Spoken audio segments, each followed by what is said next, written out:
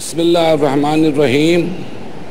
آپ نے بجا فرمایا کہ یہ پاکستان بنا تھا بر صغیر کے مسلمانوں، بالخصوص مسلمانوں کو ایک اکثریتی طبقے کے استحصال سے نجات دلانے کے لیے۔ مسلم ممالک تو پہلے بھی بہت سارے موجود تھے دنیا کے نقشے پر، لیکن پاکستان اس لیے بنا تھا تاکہ بر صغیر کے مسلمانوں کو ایک اکثریتی طبقے کے استحصال سے نجات ملے۔ اور 11 اگست کی اسمبلی میں جو قائد اعظم محمد علی جناح کی تقریر ہوئی ہے، وہ گائیڈ لائن ہے کہ پاکستان کیوں بنا تھا، جس میں انہوں نے یہ ارشاد فرمایا کہ now you are free to go to your temples, to your mosques۔ اب آپ آزاد ہیں کہ اپنے چرچ، مندروں، مسجدوں کو جاؤ اور اپنے اپنے عقیدے کے مطابق زندگی گزاریں۔ یعنی اس میں یہ تھا، اس نظریے میں، کہ کسی پر جبر نہیں ہوگا، ہر طبقے کو آزادی ہوگی اپنے اپنے عقیدے کے مطابق زندگی گزارنے کی، حتیٰ کہ ہندو ہوں، کرسچن ہوں، کوئی اقلیت ہی کیوں نہ ہو۔ لیکن کچھ عرصے بعد یہاں پر ایک جبر کا سسٹم چل پڑا ہے، جبکہ قرآن بھی کہتا ہے لا اکراہ فی الدین، دین میں کوئی جبر نہیں ہے۔ لیکن اب جب سے یہ جبر کا سسٹم چلا ہے کہ جبری طور پر آپ میرے عقیدے کو تسلیم کریں اور میں ہی صحیح ہوں اور میرے سوا سب غلط ہیں، اور نہ صرف سب غلط ہیں، کافر ہیں اور واجب القتل ہیں، اور اس قسم کے فتوے بھی دیے گئے اور لوگوں کو اشتعال دلایا گیا۔ اس کے نتیجے میں یہ قتل و غارت گری دن بدن بڑھتی چلی گئی، اور آج نوبت یہاں تک پہنچی ہے کہ بسوں کو روک کر شناختی کارڈ دیکھ کر چیک کر کے اور یہ یقین کر کے کہ اس کا تعلق فلاں طبقے سے ہے، بے دردی سے ذبح کیا جاتا ہے۔ یہ تو دنیا کے کسی ملک میں نہیں ہوتا، یہاں کیوں ہو رہا ہے ایسا؟ اور میرے نزدیک یہ بیرونی بین الاقوامی گہری گھناؤنی سازش ہے، اس ملک کی سالمیت کے خلاف۔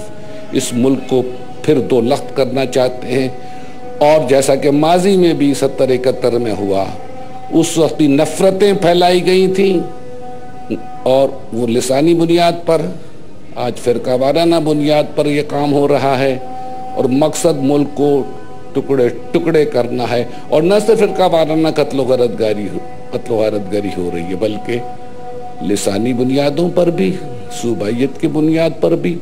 مقصد جو ہے وہ ملک کو دو ٹکڑے کرنا ہے۔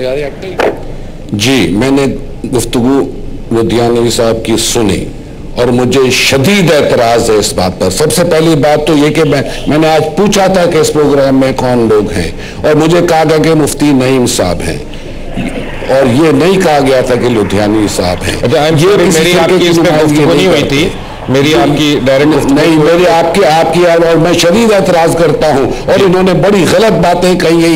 ایران کا انقلاب سے پہلے ہی، اور یہ کتابیں جو ساری مناظرہ کتابیں تو ہندوستان سے آئی ہیں، ایران سے نہیں آئی ہے۔ ایران کا پازیٹیو لٹریچر ہے، یہ ایک قسم کے اختلافی لٹریچر ہندوستان سے آیا ہے، لیکن وہاں قتل و غارت گری نہیں ہو رہی ہے،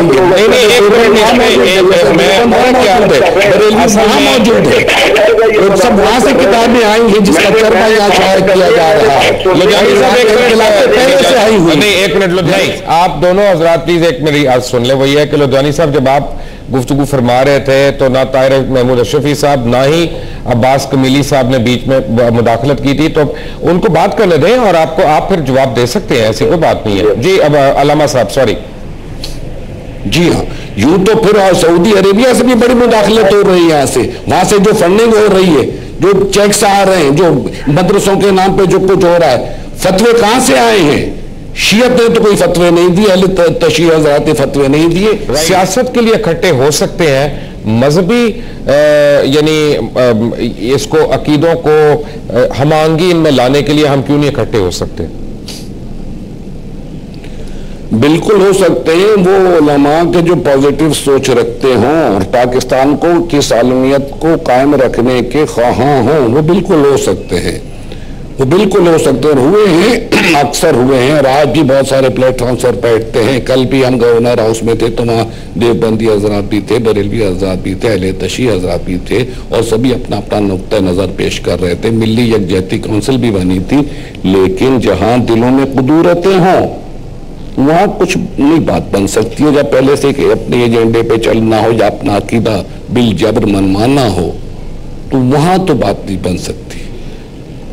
میں یہ کہوں گا کہ یہ کام حکومت کا ہے، حکومت دعوت دے، حکومت بلائے، ہم ایک نیوٹرل پلیٹ فارم پر آنے۔ علامہ صاحب بڑی معذرت کے ساتھ اگر آپ برا نہ منائیں تو میں ایک بات عرض کروں،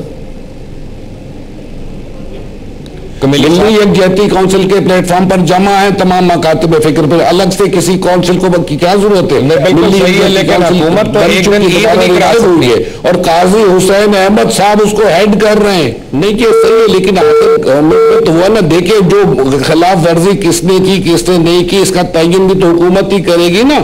اور دوسری بات ہے کہ ملی یکجہتی کونسل پہ تو سب کا اتفاق تھا، ساری جماعتیں تھیں، ان میں سے جماعتیں کون سی جماعتیں تھیں جو نکل کے اس میں سے نکل کر گئی؟